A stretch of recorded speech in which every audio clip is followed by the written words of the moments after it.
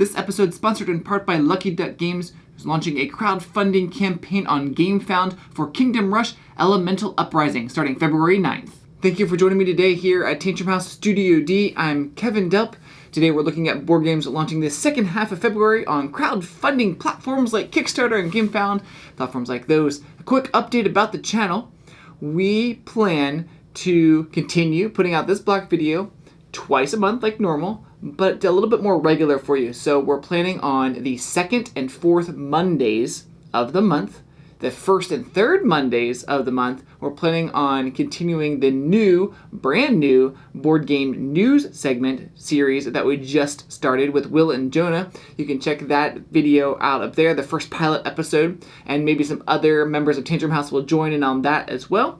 That is the new board game news video series. I hope you enjoy that. Definitely check that out. I think they're running a giveaway right now. So first and third Mondays is going to be the board game news series. The second and fourth Mondays will be this board games launching on Kickstarter or crowdfunding platforms. Let's get started on today's video.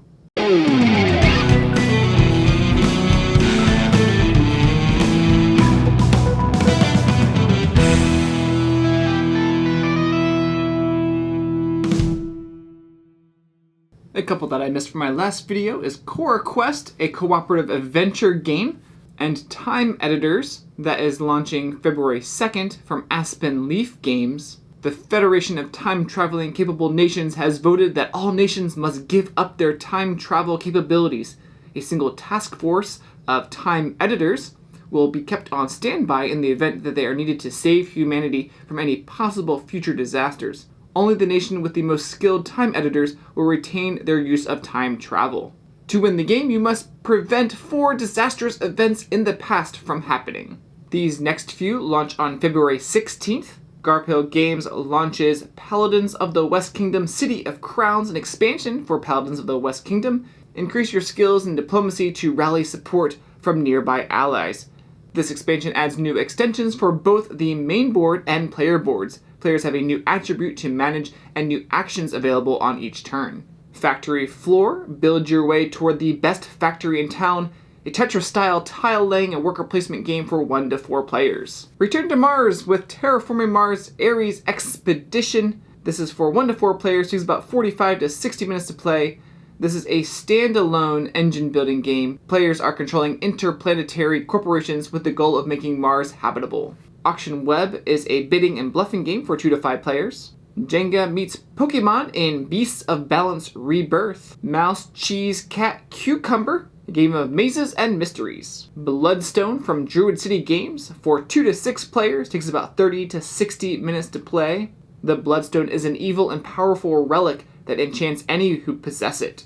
You control one of the characters and use a custom dice mechanism to determine your attacks and movements. Floodgate Games launches an expansion to Vault Wars Relic Roadshow for 3 to 5 players, takes about 30 to 60 minutes to play. Adds new temptations to allow you to bid your way to the dark side. Lawklivya Vengeance is where workers become warriors to defend their castle and other castles against enemies. For 1 to 4 players, takes about 1 to 2 hours to play. On February 17th, Inside Up Games launches Block and Key. For 1 to 4 players, takes about 20 to 40 minutes to play. Adventurers will be placing 3D clay blocks into a centralized raised playing area with the goal of completing their own request cards. The challenge is made more interesting as each player is limited to their 2D viewpoint. Each turn, adventurers may either draw new blocks from the supply or place 1 block into the shared space. They then check to see if they've completed any of the request cards before filling their hand. Spearworks launches Tharos on February 19th, a dice bag building in a steampunk universe for 2 to 4 players. On February 21st, Imperial Publishing launches Bamboo Bash. For 2 to 8 players, takes about 15 minutes to play. You use a fake panda paw to strip bamboo bark from the center of the bamboo stems. Try not to dislodge the panda cub from the top of the stem, or else it will eat all the bark you dislodged. These next few launch on February 22nd. Pops and Bijou Games launches CULTivate for 2 to 5 players, takes about 20 to 60 minutes to play. Compete as a satirical cult leader to recruit followers and fulfill your evil agenda. Cakes is for 2 to 4 players, takes about 15 to 20 minutes to play. The object of the game is to make the highest cake, 10 layers, according to the orders you receive, and having in mind that balance plays an important role. Who will be the fastest baker? Will you be able to make the highest cake? An expansion to Roam and Roll called Gladiators will be coming from PSC Games, which brings a new character and gladiators to expand Rome. These next few launch on February 23rd. Finding Anastasia from Good Night Games is for 4 to 8 players, takes about 30 to 45 minutes to play.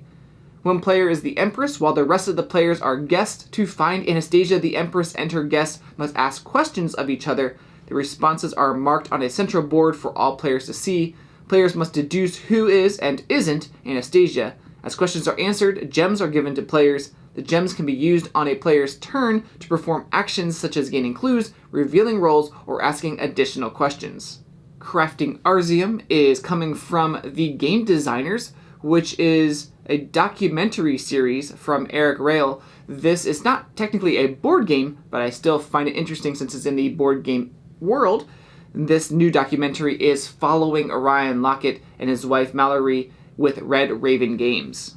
A new expansion to Root from Leader Games, the Marauder expansion, introducing 2 new factions and new gameplay options. Chamber of Wonders from Ludus Magnus Studio, trying to compete for the most amazing Chamber of Wonders, buying or winning rare artifacts, relying on benefactors, or exploring the underworld of an old and foggy London. Hodari Spiel launches Wutaki for 2 to 4 players, takes about 60 to 90 minutes to play. This is a mid-weight worker placement game. There's turmoil in the little village. The villagers believe they're angered the giant monster, which they worship as their god, and thus the big volcano is going to erupt. To stew the monster, the village elders will send out workers to collect resources to be sacrificed later, fulfilling powerful pacts. Each village elder is wielding power over an elemental tower, which element responds to certain pacts to gain more rewards.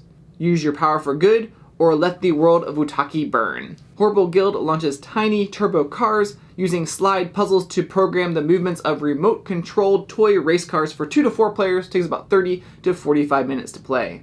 Agrology launches Orconomics. This is for 2 to 5 players, takes about an hour to play. You're competing against each other to establish companies in 10 industrial sectors. Companies in each industrial sector generate income or losses and grant players abilities that can be used during the game. This has a little bit of an auction bidding mechanic with area majority. We'll see Candy Wars. It's a board game for 1 to 4 people where players control gnomes trying to fulfill their objectives around a 3D map, using special weapons and utility cards to power up their moves and rolling dice to defeat their goblin enemies and get advantages against their fellow gnomes. You can compare this game to games like Starcadia Quest. These next few launch sometime late February. We'll see an expansion to HoverDome called Red Canyon Run. Gray Fox Games announced a game called Ragnarocks. This is for 2 players only. It takes about 15 to 30 minutes to play. Viking clans call upon the power of mythical beings to gain control of Midgard. Very abstract strategy type game. I mentioned Hunted Wood Ridge on my last video, and that's getting pushed back to late February. Union City Heroes launches Union City Alliance. Superheroes explore Union City to grow in strength and defeat a supervillain together. For 2 to 4 players, it takes about 60 to 200 minutes to play. Good Games Publishing is launching Land vs. Sea. Players place tiles to create a whimsically illustrated medieval map together and complete land and sea areas for points, scoring bonuses as they do. The players or team with the most points at the end of the game wins. You can play this 2, 3, or 4 players. It takes about 45 minutes to play. Skyline Express is coming from Thistroy Games. And Queen Games just announced Metro Deluxe Big Box, the City Edition, which is the 20th anniversary of Metro. Not sure exactly when this is launching, but I just heard about it. And I just heard Cryptozoic Entertainment announced a new Batman game, Batman the Dark Knight Returns.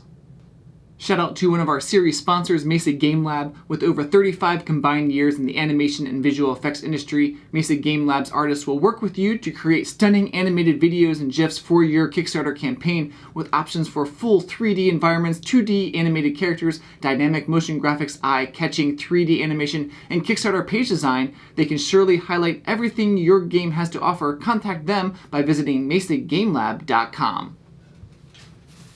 So some videos that Tantrum House will be working on in the next few weeks from these games: Oil Town, Block and Key, Bamboo Bash, Finding Anastasia, Orconomics, the Vault Wars game, and a few others. Check those out, coming soon on our channel. Let me know in the comments if you'd like this idea of every Monday having either the board game news segment or this kind of video with the block, the board games launching on crowdfunding campaigns. If you'd like that on Mondays, if that's a good day, or if you think a better day is more appropriate, whether it's Wednesdays or Fridays. We're just thinking Mondays might be best, since you can sort of look forward to the week ahead or what's happened in the news or what's happening on the Kickstarters or GameFound or things like that. Just think Mondays would be the best. But let me know if you have any cool ideas about those different series. Would love to hear your thoughts on that.